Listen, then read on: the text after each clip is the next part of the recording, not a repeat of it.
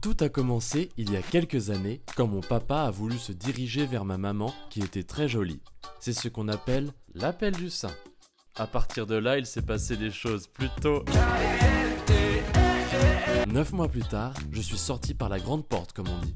Une fois la tête dehors, je me rappelle avoir dit ces quelques mots. « Ah, vous êtes là vous ?» Oui, fiston, oui. Passé ces quelques moments d'allégresse, je me suis retrouvé dans une cave humide dans la maison familiale.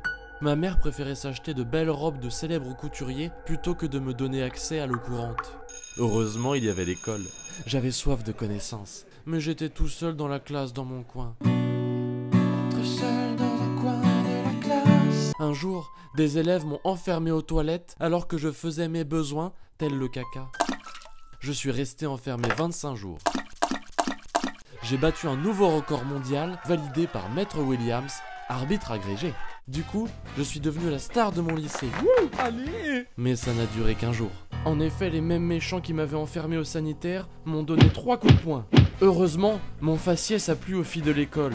Elles disaient qu'elles me trouvaient rock'n'roll et sexy, à la manière de Richard Anconina. La vérité. J'ai eu droit à un reportage de M6 sur la violence à l'école. Bonjour, je suis M6. Oui?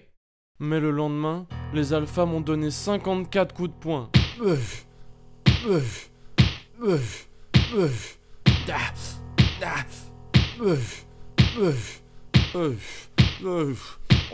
c'est pas vrai.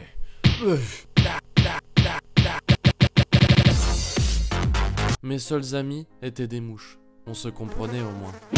Il y en avait une qui était ma confidente. Églantine, elle s'appelait. Elle avait le cœur sur la main.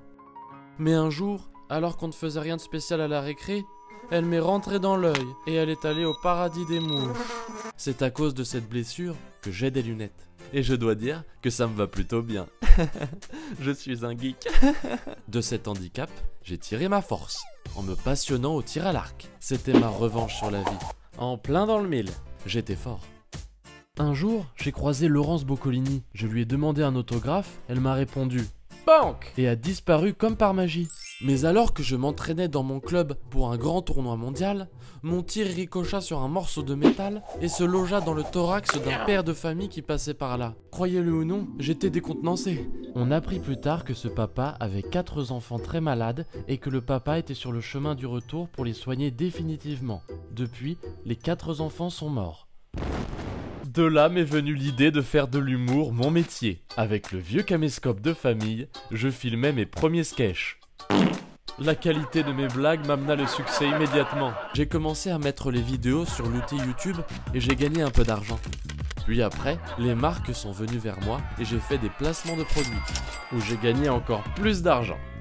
Maintenant, je suis content et ma chanson préférée est Happy de Pharrell Williams.